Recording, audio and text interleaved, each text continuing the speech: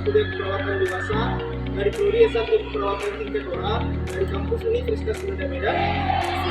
Di video ini kami akan melakukan video penyuluhan tentang tekanan darah tinggi. Untuk itu, simak video berikut ini.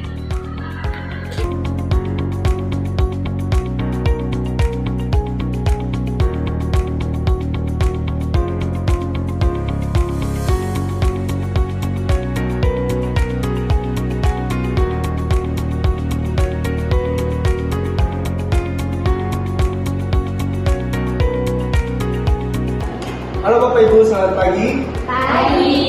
Baik, di sini kami akan membagikan brosur yang dimana di sini nanti tertera cara penanganan dan evaluasi hipertensi. Nah, di sini nanti kami harapkan Bapak Ibu bisa membaca dan sini nanti kami akan menyediakan untuk pengecekan hipertensi yang gratis. Jadi kalau Bapak Ibu mau mencoba, dipersilakan. Baik, kepada teman kami dipersilakan.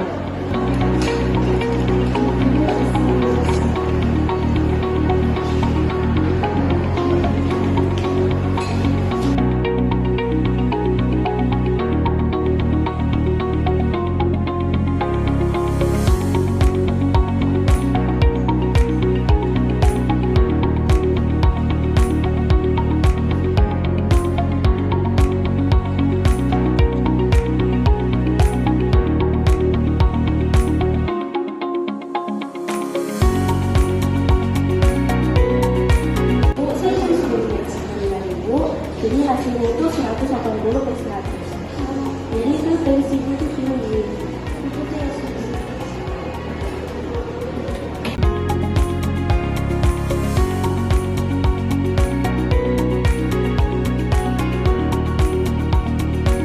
Assalamualaikum warahmatullahi wabarakatuh. Waalaikumsalam warahmatullahi wabarakatuh.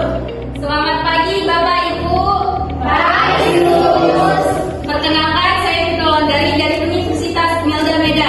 Di sini saya bersama rekan-rekan saya. Sebelumnya yang saya hormati kepada Ibu Eka Nugraha Naibaho SKEP and SMKEP sebagai dosen mata kuliah keperawatan dewasa yang telah membantu serta membimbing kami dalam penyuluhan kali ini. Di sini kami akan melaksanakan penyuluhan tekanan darah dalam jangka waktu 30 menit. Adapun susunan acaranya, yang pertama pembukaan oleh saya sendiri, yang kedua ada penyampaian materi oleh rekan saya Nadia Aulia, yang ketiga ada sesi tanya jawab, dan yang keempat ada penutup serta kesimpulan. Baiklah, untuk mempersingkat waktu, langsung saja kita ke penyampaian materinya yang dibawakan oleh rekan saya Nadia Aulia. Kepada Nadia Aulia saya persilakan. Assalamualaikum warahmatullahi wabarakatuh. Selamat pagi Bapak Ibu semuanya. Bagaimana kabarnya Bapak Ibu hari ini, sehat? Sehat. Perkenalkan, nama saya Nadia Aulia. Saya dari mahasiswi S1 Keperawatan Universitas Gajah Mada. Di sini saya dan rekan-rekan saya akan membawakan penyuluhan tentang kasus tekanan darah tinggi. Nah, baik Bapak Ibu, nanti kami juga akan memberikan praktek bagaimana apabila Bapak Ibu terjadi tekanan darah tinggi atau untuk mencegah agar tidak terjadi tekanan darah tinggi, kami akan memberikan yaitu terapi komplementer. Nah, apa itu terapi komplementer? Yaitu terapi dengan menggunakan obat-obat herbal yang bisa Bapak Ibu dapatkan di kehidupan sehari-hari dengan gampang, murah, dan praktis. Nah, sebelum kita masuk kepada terapi komplementer, saya ingin bertanya terlebih dahulu kepada Bapak Ibu yang ada di sini untuk mendeskripsikan dan memberitahu kepada kami apa yang dirasakan atau gejala apa yang ditimbulkan ketika Bapak Ibu terjadi tekanan darah tinggi. Karena kan Bapak Ibu sini adalah orang-orang yang sudah kami pilih yang memiliki riwayat tekanan darah tinggi. Nah, silakan Bapak Ibu ada yang mendeskripsikannya. Saya dengan Ibu siapa? Silakan Ibu. Jadi saya sering koyok terus koyok, begitu mudah lelah juga, bisa sesak nafas. Terima kasih Ibu Dita sudah mendeskripsikan. Nah, Bapak Ibu sekalian, gejala yang disebutkan oleh Ibu Dita tadi itu benar dan sama. Bahwasannya gejala dari tekanan darah tinggi yang bisa terjadi itu yang pertama adalah sakit kepala, kemudian lemas, sesak nafas, gelisah, mual muntah, dan kesadaran menurun. Nah, Bapak Ibu, selain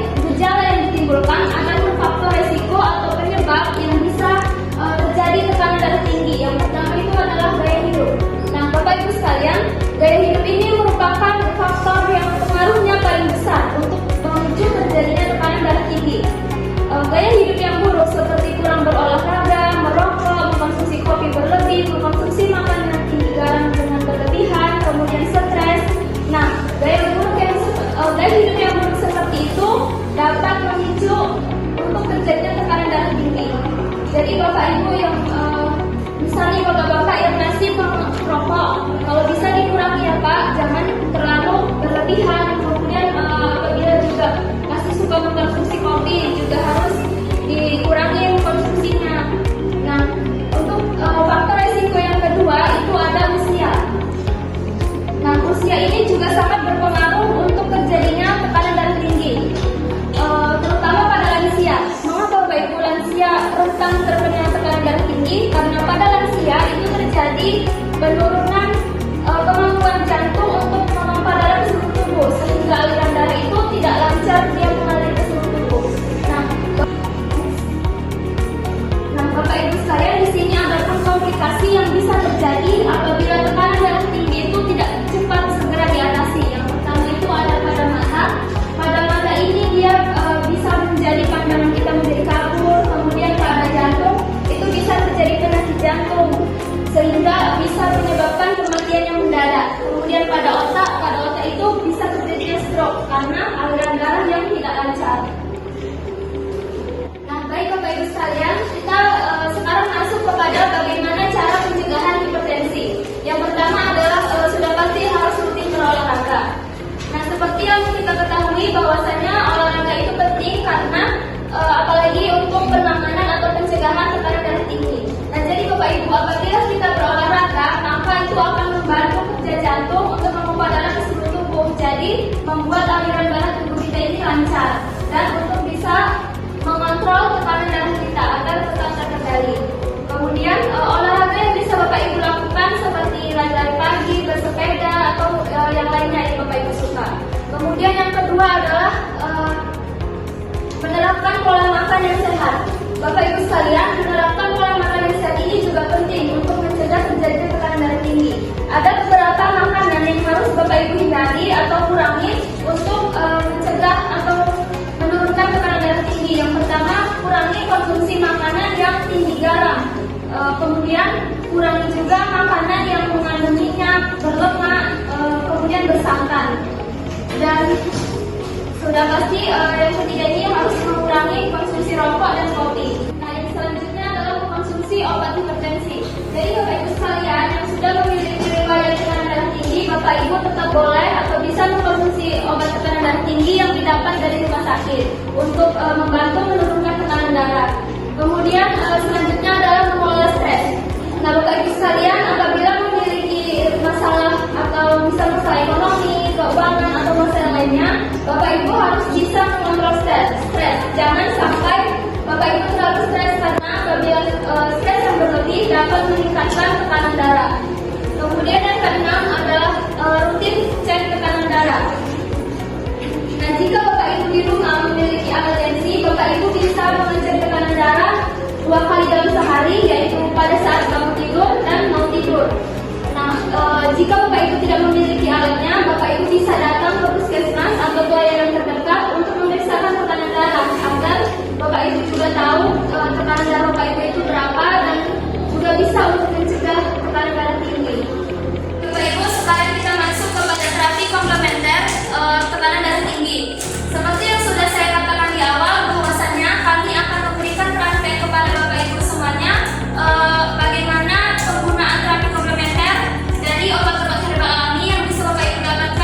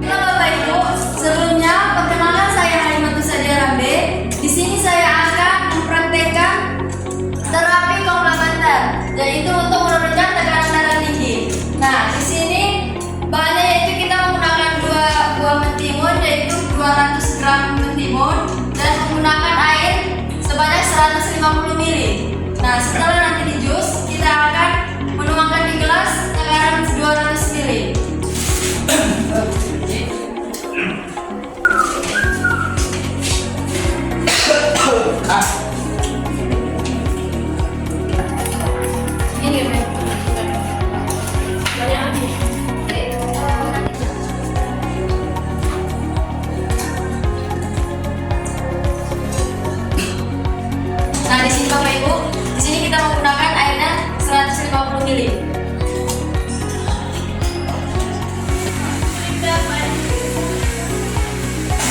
Kemudian blender sampai halus ya Bapak Ibu. Iya Ibu. Kita tuangkan ke dalam gelas sebanyak 200 ml. Nah Bapak Ibu, jika tidak ada mentimun di rumah, bisa menggunakan jus tomat. Dikonsumsi 2 kali sehari, pagi dan sore. Baiklah Bapak Ibu, apakah ada yang ingin mencobanya? Baik Pak. Ya Pak. Udah Ibu, itu tadi cara penggunaan terapi komplementer dengan menggunakan jus timun. Bagaimana Bapak Ibu, mudahkan caranya? Mudah terus. Nah, Bapak Ibu bisa mencobanya di rumah setelah pulang dari sini boleh. Untuk selanjutnya saya akan kembalikan kepada moderator. Baiklah Bapak Ibu, di sini kami akan membuka sesi tanya jawab. Bagi yang mau bertanya silahkan. Silahkan Bu. Kan di keluarga saya ini ada yang terkena hipertensi. Nah, apakah saya juga bisa terkena hipertensi? Baik, terima kasih kepada Ibu Reni atas pertanyaannya.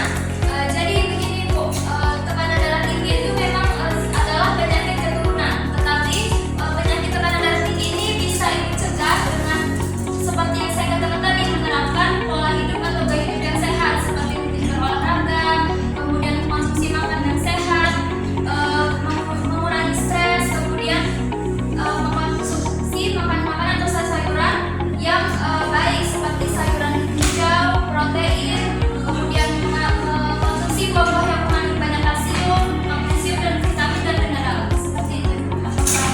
Apakah Ibu ada lagi yang ingin ditanyakan atau sudah pas?